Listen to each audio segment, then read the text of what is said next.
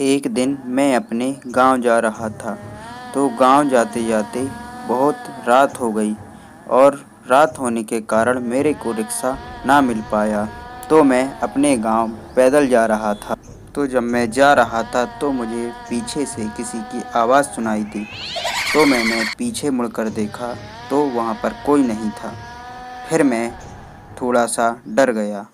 मैं जैसे ही आगे मुड़ा तो मेरे सामने एक भयानक सी औरत उड़ रही थी।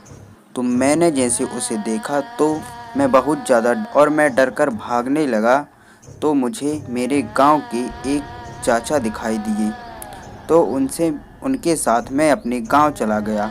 तो मैंने ये सब कहानी अपने चाचा को बताई, तो उन्होंने कहा कि वहाँ पर एक औरत को जिंदा जला दिया था, तो वो औरत आत्मा बनके सबको मार रही है।